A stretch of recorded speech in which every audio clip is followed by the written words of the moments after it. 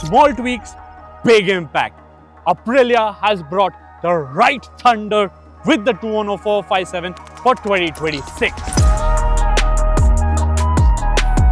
Let's start with the most notable update on the Naked, and that is the revision done to the suspension tune. Both the USD fork and the monoshock are a lot more absorptive, a lot more pliant, a lot more livable on an everyday riding basis. Earlier, the suspension tune was the same as the RS457, which on a sport bike did make sense. But when you transferred it onto the Naked, which is meant to do its bidding in the city, it was not, say, the most wisest of solutions. So now, with this setup, even if you go over, say, some really bad stretches, you are not wincing or cursing yourself inside your helmet. In fact, the front end feels a lot more pliant, a lot more give, whereas the rear still has a little bit of sporty intent to it. So it's not really that soft. It is still set up a little on the sporty side, but it's a lot more livable, and that's fantastic news in case if you're looking for this bike to be a daily runner.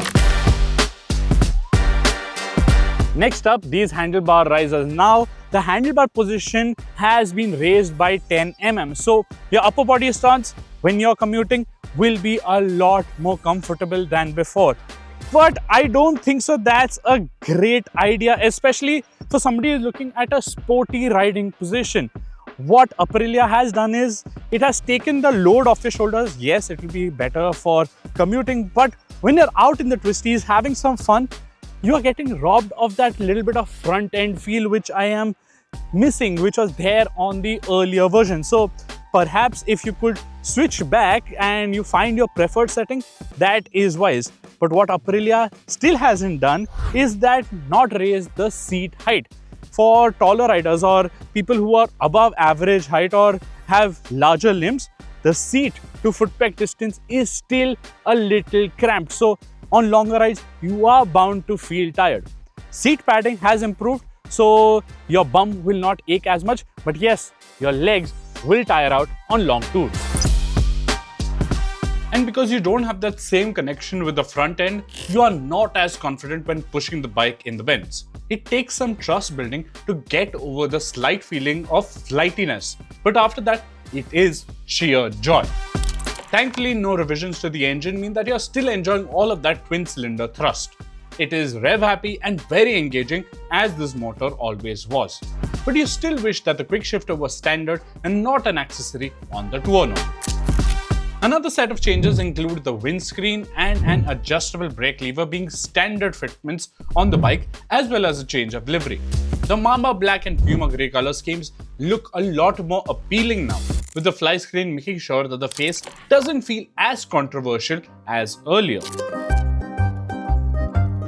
So are the tweaks backwards compatible? So in case if you are an existing owner of the Tuono 457, can you get these changes? Well, technically, yes. So the windscreen and the adjustable brake lever were part of the accessories catalog. So fitting them onto your Tuono should not be an issue.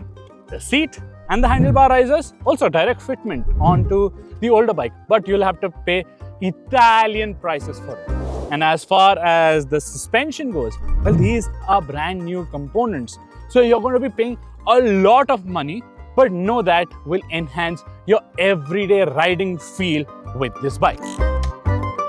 Aprilia has perfected the recipe of the Tuono 457 with these updates, but the handlebar risers, that is the only thing I am not too convinced with.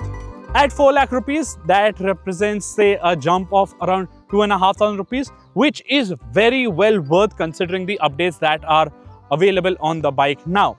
But I would definitely urge you to spend that 25,000 rupees more and get the quick shifter, because that makes life a whole lot more convenient for everyday riding, and especially if you're into sport riding. Whether you should get this or the 390 Duke R, well, the price difference is still substantial between the two, but for a twin-cylinder, raw, exciting performance from a naked motorcycle, you're not going to get anything better than this.